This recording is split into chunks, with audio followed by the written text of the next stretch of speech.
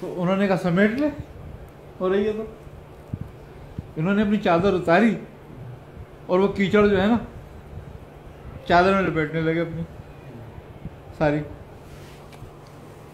जब ये पोछने लगे और कहने लगे मेरे लिए सारा तू ले जाएगा, मेरी औलाद के लिए कुछ नहीं छोड़ेगा।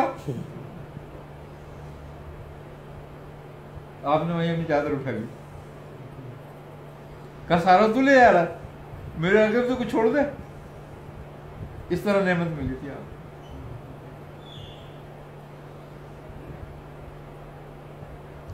मैं यहाँ पे ऐसे एक सवाल जैसे ज़हन में आता है, आमतौर पर लोग जो सवाल कर लेते हैं लॉजिकल, जैसे अल्लाह वालों की तो ये शान है ना कि वो मट्टी भी दे दे तो वो सोना, आम मिसाल में मैं कह रहा हूँ, हो जाती है या उसमें तो ये क्या होता है ये सिलसिला कि वो बज़ाहिर तो लोग सोचेगा आज के दौर में अगर एक पढ़े लिखे आदमी के सामने बात करें, जैसे लोग जिनको लोग पढ़ा लिखा समझते हैं कि भाई वो तो कीचड़ उठा रहे थे तो क्या नेमत मिल गई, क्या मिल गया, कैसे हो गया, तो ये ज़रा सा अगर इरशाद फरमाएं। नेमत जो होती है वो इज़्न पर होती है। इज़्न किस वक्त किसको कहाँ पर है। हजरत बाबा बुल्ले शाह जी रहमतुल्लाह अलैह 12 साल नाचते रहे पीर को मनाने के लिए। जब वो राजी हो गए तो आप उनसे मुलाकात के लिए आए घर, सुबह सुबह के टाइम था। उन्होंने पूछा कि हजरत कहाँ है। उन्होंने कहा हजरत तो खेतों में है। तो आप खेत चले गए। तो आप पनीरी लगा रहे थे चावल की पनीरी, वो जब इतना हो जाता है ना उसको खाड़ के दूसरी लगाई जाती है, पनीरी का वो उसूल है। तो वो कर रहे थे आप खेत में काम। आप गए और आपने कहा हुजूर क्या कर रहा है। आपने कहा कि ए बुले पनीरी लगा रहा हूँ।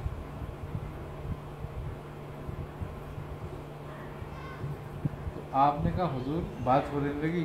तो आपने पूछा कि हुजूर नेमत कैसे हासिल होती है। बाबा बुल्ले शाह ने पूछा। बाबा बुल्ले शाह ने पूछा। उन्होंने कहा बुलिया नेमत द की पाना।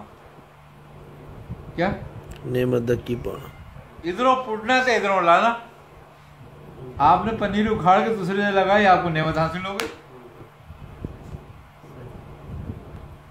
वहीं आपको विलायत मिल गई।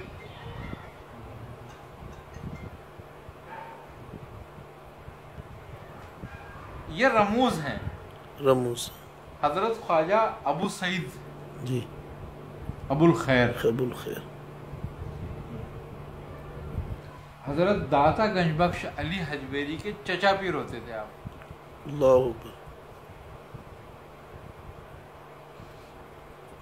यानी आज से 1200 साल पुराने बुजुर्ग। हाँ, करीब। बड़े कामिल वली थे आप।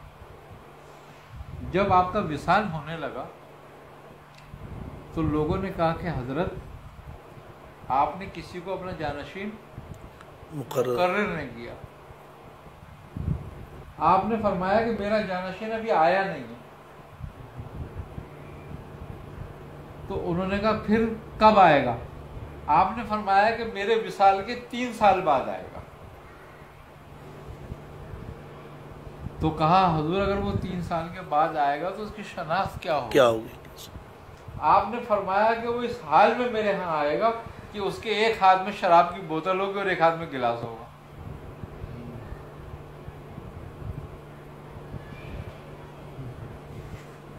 और जब वो मेरी खानका में कदम रखेगा मेरी नेमत उसको हासिल हो जाएगी। मैंने अपने खानका के दरवाजे में दफन कर दी।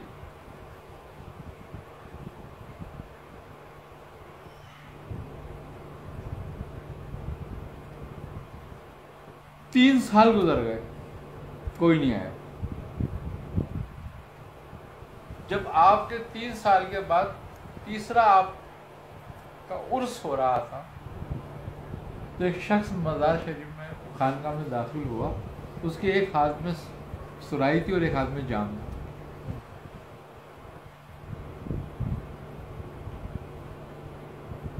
जब उसने खानका में कदम रखा तो उस पे एकदम एक कैफियत तारी हो गई और वो महफिल में रक्स करने लगा। उस रक्स के आलम में उसने सुराही भी तोड़ दी और गिलास भी तोड़ दिया और उसको नेमत हासिल हो गई। और खूबी की बात यह है कि उनसे एक बहुत बड़ा सिलसिला चला। वो बुजुर्ग थे शेख अहमद जाम।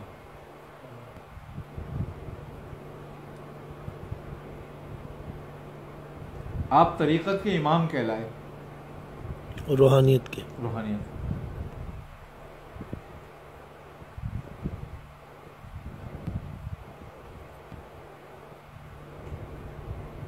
लोगों ने पूछा कि हजरत, जो नेमत आपके पास है, जो आपने पाई है, क्या आपके बाद भी किसी को मिलेगी? आपने फरमाया हाँ मिलेगी। कहा किसको मिलेगी? कहा मेरे बाद 70 अहमद आएंगे, 70वें अहमद को मिलेगी, जो अपने वक्त का मुजद्दिद भी हो, मेरी नेमत उसको मिलेगी। 70वें अहमद आपके, आपसे लेके आप तक जो कामिल बुजुर्ग गुजरे हैं, वो 70 में जो है हज़रत शेख मुजद्दिद अल-अफ़सानी, आपका नाम शेख अहमद है।